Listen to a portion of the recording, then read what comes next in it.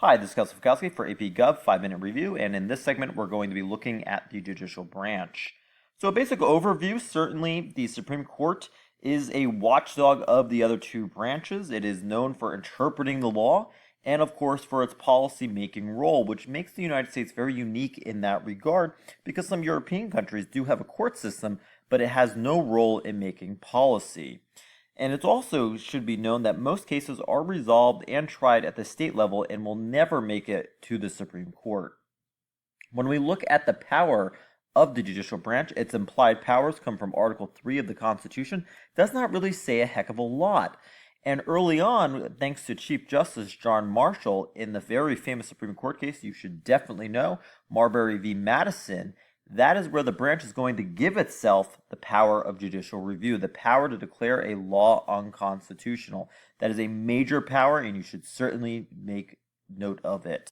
Now, when we look at Federalist Paper number 78 with respect to the judicial branch, it states out there that the judicial branch will have no influence of either the sword or the purse, sort of trying to mitigate it and having the people see it not so much as a threat, but really as a protection and a security over the people's liberties. And of course, once appointed to the federal court, you have a tenure for life. When we look at the types of questions that the court is going to look at, well, certainly you have federal questions. You also have constitutional questions. For example, does the death penalty violate the Eighth Amendment? You also have cases involving diversity. And of course, they cannot hear hypothetical questions. So Congress can't say, hey, Supreme Court, is this particular bill that is about to go through Congress, would this hold up to your test as being constitutional?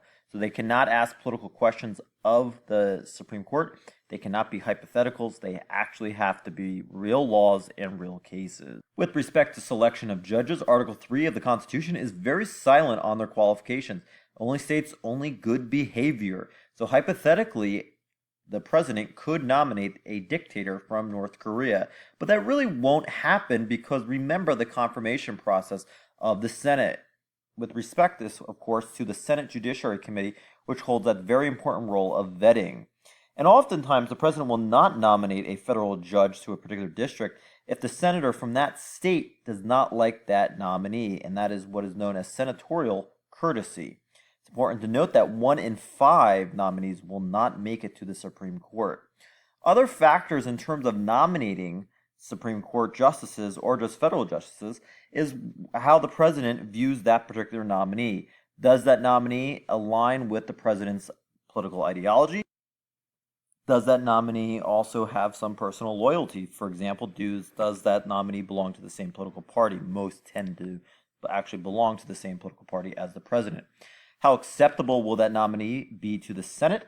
The experience, and also presidents, whether they like to admit it or not, have a litmus test. For example, how ideologically pure are they on issues such as abortion?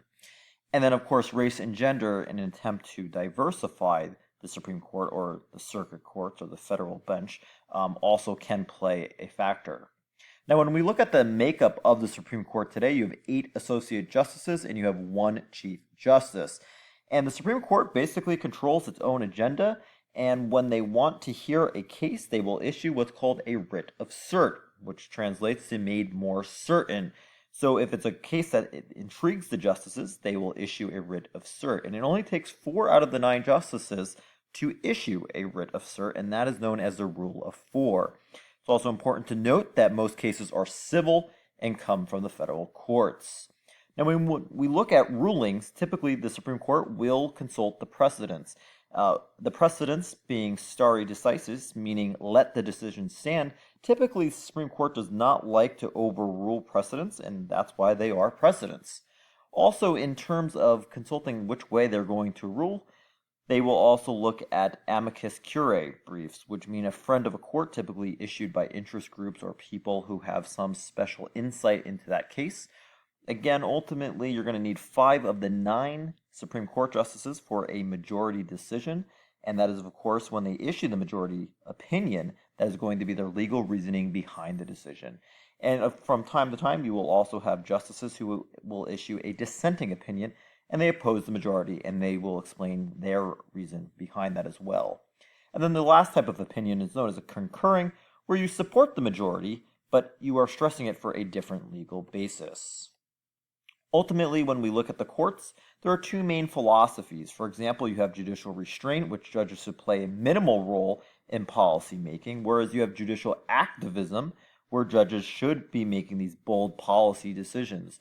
The Warren Court is especially known for being an activist court, and that's where you see major cases coming about in the 50s and 60s, and you have the expansion of civil rights.